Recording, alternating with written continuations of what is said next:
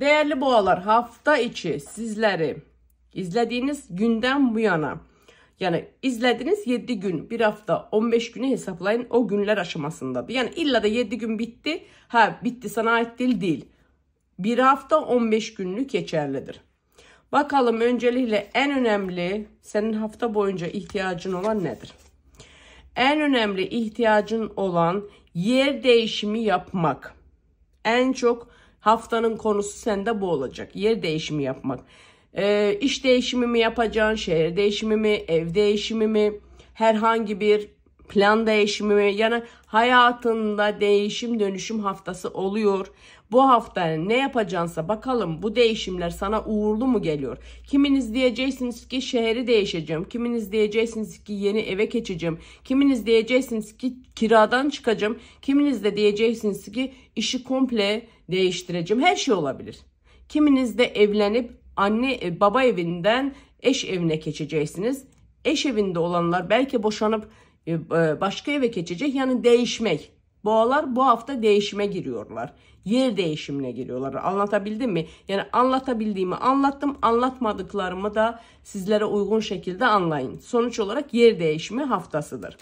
Bakalım hayırlı mı uğurlu mu? Evet, çok hayırlıdır. Eğer böyle bir değişim düşünüyorsanız sana hayır getirecek. Kötü, negatif, geçmişin sana tıkanıklık veren olaylarından çıkıyorsun. Yeniliğe doğru kapı açıyorsun. İyi geliyor, kötü gelmiyor ve başarılı olacağını söylüyorum. Eğer böyle bir planın varsa boğa olarak değişimini yap. Hiç bekleme, aksatma, geciktirme. Bakalım para veya aşk, sağlık ne diyor kartlar? Boğa olarak haftanı biraz sinir ve öfke kontrolünü tutman lazım. Genelde boğalarda bu mümkün değil. Bazı boğalar sakin dayanabilir ama onu çok fazla kaşırsan partlar ve öfkesini kontrol edemez. Çünkü boğalar bu hafta içinde bazı sinir ve öfkelerini, onlara yapılan haksızlıkları biriktirmiş olabilir. Bu hafta onları ortaya çıkartma haftasına denk geliyor. Bakalım para ne diyor? Sende para nasıl? Bu hafta gelirin iyi olacak mı? Biraz karışık durumlar geldi. Dengesiz durumlar geldi. Biraz keşmekeşli böyle biraz ne bileyim ne yapacaksın? En çok parayla ilgili kaygılara gireceksin. Çok kaygılı bir haftadasın. Bakalım kaygıların güzel sonlanıyor mu? Yani kaygılanmaya değer mi? Bakıyoruz, kaygılanmaya değer mi?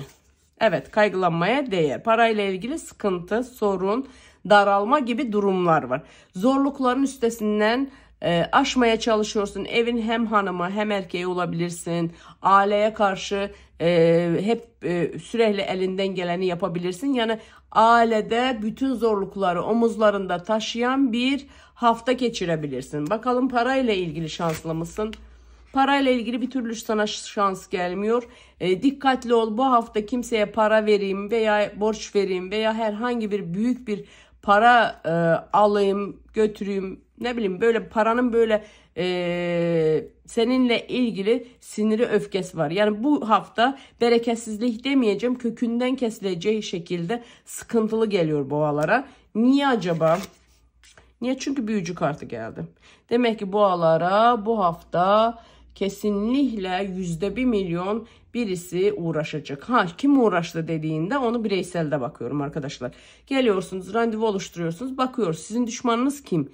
Niye size zulmediyor? Niye sizin para yollarınızı kesiyor? Siz tek boğa değil, bütün burçların sahipleri gelip randevu alabilirler ve ben randevuda her şeyi görüp size anlatırım. Çünkü burada ne görüyoruz? Boğanın bu hafta metafizik saldırıya maruz kalacak. En çok da değişim dedim mi?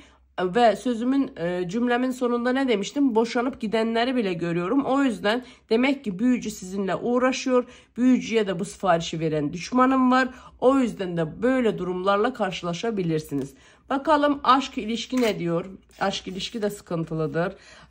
Gördüğün gibi değnek onlusu, yani bütün değnekleri topladın. Yani 11. değnek olsaydı onu doğru katacaktın da kartta yok. Yani ne diyor? Boğalar bu hafta çok dikkatli ol. Bak ben diyorum, ben kötü kehanet etmek istemiyorum. Ağzımı kötüye açmak istemiyorum ama sana söylüyor.